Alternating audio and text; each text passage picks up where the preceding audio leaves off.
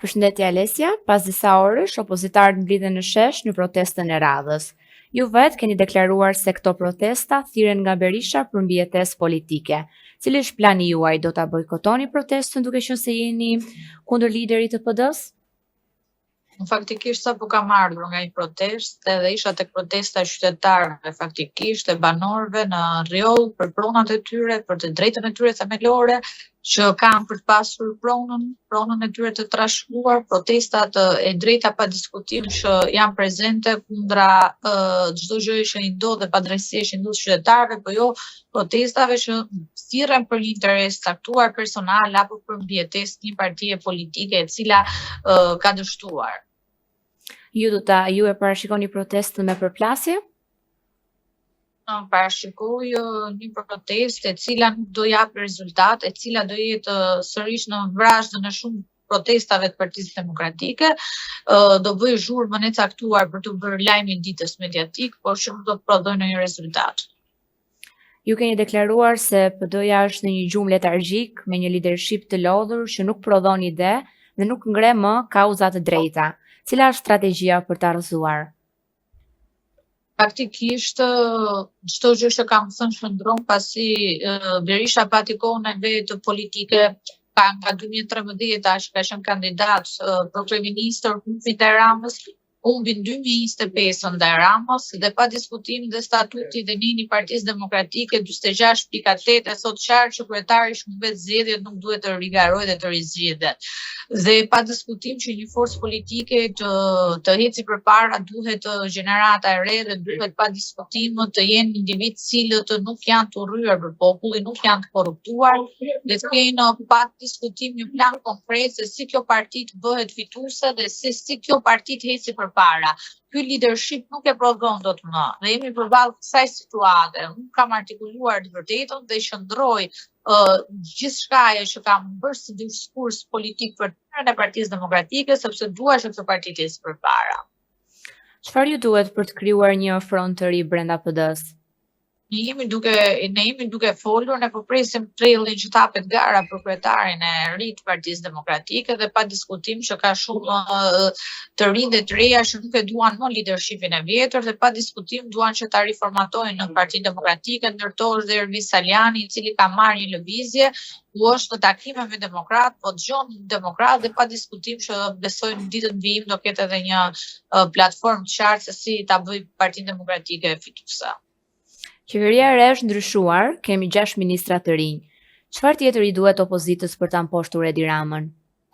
Po pikërisht na që është ndryshuar qeveria shumë herë dhe po ta vësh re, PD-ja ka ngecur po tek e njëjti vend, ka ngecur po tek Flamurnoka, ka ngecur po tek individ cilët nuk prodhojnë fitore dhe nuk pranon të rigjenerohet dhe siç thotë Aristoteli, një parti politike e cila nuk rigjenerohet është destinuar të denigrohet. Kështu që në këtë prizëm kur Rama rigjeneron partinë fut emratërim, PD-ja ngel në të njëjtin vend dhe pa diskutim që të mposhtësh një antivlerë, mund ta mposhtësh vetëm me një vlerë. Dhe duke parë që të heqësh individ nga qeveria të cilët janë të rryer për të sjellur Flamurnokën apo dikë tjetër në pushtet, pa diskutim që populli ngel pas zgjidhje. Kështu që në këtë prizëm problemin unë e shoh tek PD-ja, e shoh tek mungesa dhe tek dëshira për të ndryshuar dhe kur të ndodhi ndryshimi tek vetja pa diskutim që do jetë i fortë për të poshtur kundërshtarin dhe për të fituar. Në të kundërt e shoh gjithë këtë situatë politike në një gjendje jo pozitive, jo vetëm për Partinë Demokratike, por për gjithë Shqipërinë. Cila është forma e duhur për të rrëzuar qeverinë Rama? Pa diskutim që forma e duhur për të rrëzuar Ramën është e kundërta e tij. Janë individët me moral, janë individët pa korruptuar, janë individët intelektual, është një platformë e mirë, janë kauzat e drejta, kauzat të cilat të mbrojnë qytetarët dhe pa diskutim që do vi fitoria. Nuk mund të vi fitoria kur ti kërkon të mposhtësh korrupsionin dhe në krye të leadershipit të opozitës ke një individ i cili ka dam non grata për korrupsion nga Shtetet Bashkuara. dhe një opozit gjën më të fortë që kanë çdo shtet botës dhe jo vetëm Shqipëria është karta moralit. Në moment që ti nuk ke kartën e moralit, ti nuk mundesh një qeveri e cila është e zhytur në afera, është e zhytur në skandale, është e zhytur në korrupsion. Pasi ti nuk përfaqëson të kundërtën e saj. Në momentin që ti do përfaqësosh kartën e moralit, pa diskutim që qytetarët do të votojnë dhe do të besojnë. Por nuk mund të besojnë ty kur ti ke probleme me institucionet e drejtësisë, kur ti ke probleme pa diskutime ndërkombëtarët dhe pa sistemin e drejtësisë dhe pa ndërkombëtarët nuk ke se si të vish në pushtet. Dje ka qarkulluar një video e kryeministrit, i cili shkonte tek vila 31 e ish-diktatorit. Keni një koment për këtë? Komenti im është që koha politike e Partisë Socialiste ka mbaruar pasi kanë dalë të gjithë skandalet dhe aferat në publik. Thjesht sot arsyeja që ato vazhdojnë pa pushtetin ka vetëm një emër dhe ai është Sali Berisha. Alesia, cila është ambicia juaj personale politike, se ishit shprehur në një intervistë që do të kandidoni si kryetare e PD-s?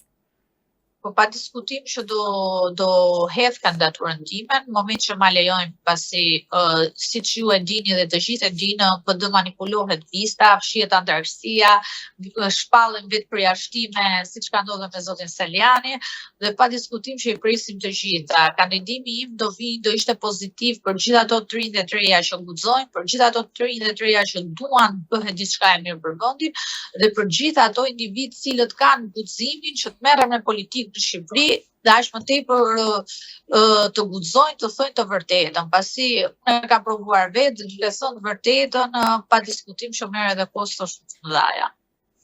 E mendoni të afërt ditën kur opozita do të jetë në duart e një gruaje?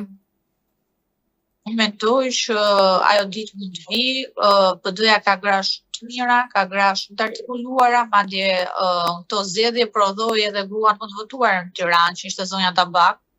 Dhe ka shumë vit mirë që mund ta bëjnë atë parti me qytetari, me kulturë, me lidhje me ndërkombëtarët dhe pa diskutim pro drejtësisë që të jetë si përpara. Faleminderit. Ju falenderoj.